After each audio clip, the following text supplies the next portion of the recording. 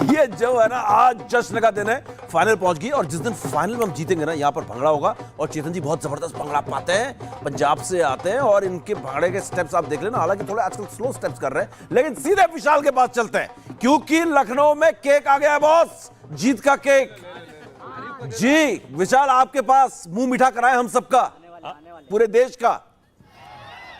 जी समीप, पूरे India TV के दर्शकों का केक मुंह मीठा कराने के लिए जो लखनऊ के लोग हैं, लखनऊ के फैंस हैं, देखिए बहुत देर से इंतजार कर रहे थे और ये वक्त आ गया है जब जीत का केक यानी कि जीत की मिठाई, ये देखिए केक काटा जा रहा है भारत की जीत के जश्न में। शमी के लिए, बुमराह के लिए, सिराज के लिए, विराट कोहली के लिए, श्रेयस अय्यर के लिए, और ये जो केक खिलाया जा रहा है लखनऊ के दर्शकों को, पूरे इंडिया के दर्शकों के लिए, तो आप अंदाजा लगा सकते हैं समीप कि इस समय जो जश्न का माहौल है वो किस तरीके का है। केक हम भी खाएंगे, लेकिन अगर केक बीच में खा लेंगे सभी शायद बोल नहीं पाएंगे, इसलिए निश्चित तौर पर जबरदस्त माहौल है। पूरे केक लखनऊ का जो माहौल है वो सारा बोर हो चुका है और जीत जो है जश्न मना रहे हैं फैंस। केक खाइए विशाल, आप केक खाइए, जीत का केक, उसके बाद बात करेंगे आपसे।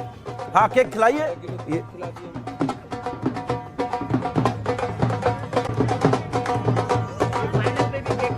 चलिए विशाल आपने केक खाओ, आपने केक खाया नहीं, आप केक खाइए, आपके पास लौट के आते हैं क्योंकि मैं भारतीय बल्लेबाजी की थोड़ी बात कर लूं। वैसे आज मैं सोशल मीडिया देख रहा था अभी ब्रेक में और देख रहा था कि लोग कह रहे थे ये सेमीफाइनल नहीं था।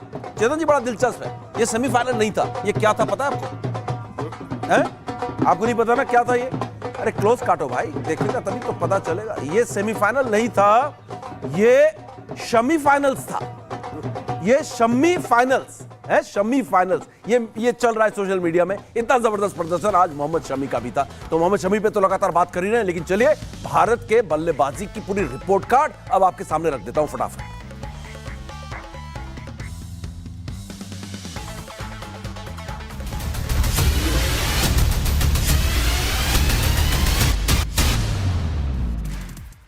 जीत के विजय रथ पर सवार टीम इंडिया के लिए वानखेड़े में सब कुछ ठीक रहा, चाहे वो टॉस जीतकर पहले बल्लेबाजी करने का फैसला हो या फिर रोहित का दमदार अटैक। टीम इंडिया की बैटिंग मुंबई में नंबर में 10 में 10 रही। तो चलिए सेमीफाइनल में भारत की बल्लेबाजी का हर मोमेंट आपको दिखाते हैं। न्यूजीलैंड के खिलाफ टीम इंडिया ने टॉस जीता और फिर कीवी गेंदबाजों की जमकर पिटाई की। कप्तान रोहित ने अपना अटैकिंग क्रिकेट खेलने वाला अंदाज यहां भी दिखाया और 29 गेंद में 487 रन की ताबड़तोड़ पारी खेलकर पवेलियन लौट गए। रोहित और गिल के बीच पहले विकेट के लिए 71 रन की पार्टनरशिप देखने को मिली। रोहित के बाद गिल ने अपने तेवर गर्म रखे और वनडे क्रिकेट का 13वां अर्धशतक ठोक दिया। गिल जब 79 रन पर थे तो उनकी मांसपेशियों में खिंचाव आ गया, जिसकी वजह से वो रिटायर हर्ट हो गए। गिल की कमी विराट ने बिल्कुल नहीं खलने दी। मिडिल ऑर्डर में अपनी जगह फिक्स कर चुके श्रेयस अय्यर ने विराट का बखूबी साथ दिया। दोनों के बीच तीसरे विकेट के लिए 163 रन की साझेदारी देखने को मिली। इस दौरान विराट ने अपने वनडे करियर का 50वां शतक जड़ते हुए पूर्व दिग्गज खिलाड़ी सचिन तेंदुलकर के अनगिनत रिकॉर्ड ध्वस्त कर दिए। वनडे में विराट के नाम पर अब तक सबसे ज्यादा शतक हो गए। साथ ही विराट ने सचिन के वर्ल्ड कप में 673 रनों के रिकॉर्ड को चकनाचूर कर दिया। 50वां शतक लगाने के बाद विराट ने स्टैंड में बैठे सचिन को झुककर सलाम किया। विराट की पारी को टीम सऊदी ने विराम दिया। 117 रन बनाकर कोहली पवेलियन लौट गया। विराट के आउट होने के बाद श्रेयस अय्यर ने भी अपनी 50 को शतक में तब्दील किया। अय्यर ने वनडे का 5वां शतक जड़ा। अय्यर का विकेट ट्रेंट बोल्ट को मिला। वानखेड़े में 2 शतक आने के बाद भारत का स्कोर 350 के पार चला गया। केएल राहुल ने भी आकर चौके छक्कों की बारिश की और भारत ने 4 विकेट खोकर 397 रन का विशाल स्कोर खड़ा किया। सेमीफाइनल में न्यूजीलैंड की गेंदबाजी कमजोर नजर आई। टीम सऊदी और बोल्ट के अलावा कोई तीसरा गेंदबाज विकेट नहीं ले पाया। बल्ले बल्ले बल्ले बल्ले बल्ले बल्ले, जबरदस्त बल्लेबाजी और न्यूजीलैंड थल्ले थल्ले थल्ले थल्ले थल्ले, लेकिन कमबैक करने की कोशिश की और टीम इंडिया की बल्लेबाजी ऐसी थी कि रिकॉर्ड स्कोर किया है आज 397 नॉकआउट्स में। वर्ल्ड कप के कभी भी नॉकआउट्स में, क्योंकि पहले क्वार्टर फाइनल्स भी नॉकआउट में आते थे, फॉर्मेट इस बार बदला है तो सेमीफाइनल नॉकआउट हुआ है, तो ऐसा स्कोर कभी भी नहीं बनाया गया, यानी कि इतना बड़ा स्कोर।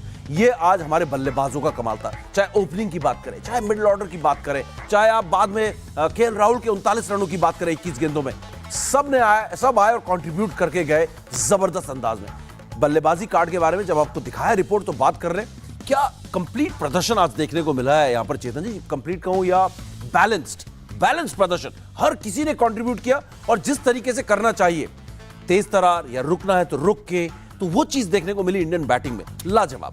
नहीं, बहुत इंपॉर्टेंट था। अगर आप शुरुआत में बात करें शुभमन गिल का स्कोर जी। रोहित शर्मा के 40 रन, बहुत ही बेहतरीन, मतलब शुरुआत 10 ओवर में आप 84 रन अगर बना देते हैं, इससे बढ़िया प्लेटफॉर्म आप मिडिल ऑर्डर के लिए नहीं बना सकते। उसके बाद विराट कोहली का शतक, लेकिन एक शतक की मैं बात करना चाहूँगा समीप, वो अपना श्रेयस अय्यर का शतक। ओके। देखिए क्या है, आप रोहित शर्मा से बहुत उम्मीदें करते हैं, आप विराट कोहली से बहुत उम्मीदें करते हैं, क्योंकि बहुत एक्सपीरियंस प्लेयर है और इन पर निर्भर करती है भारतीय टीम। लेकिन किसी ने ये नहीं सोचा था कि इस मौके पे, इस टेंस सिचुएशन में आकर श्रेयस अय्यर ये शतक बनाएंगे।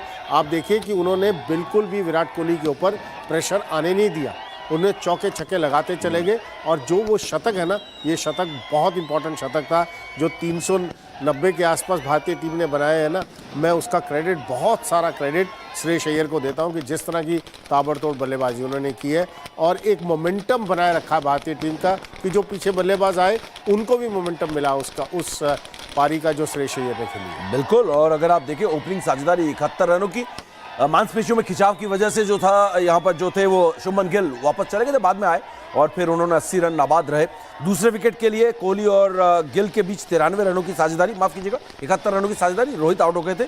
93 रनों की साझेदारी जब हुई थी, नाबाद थी वो साझेदारी, गिल मांसपेशियों में खिंचाव की वजह से वापस चले गए थे। उसके बाद तीसरे विकेट के लिए 163 रनों की साझेदारी कोहली और अय्यर के बीच में, 163 सिर्फ 128 गेंदों में।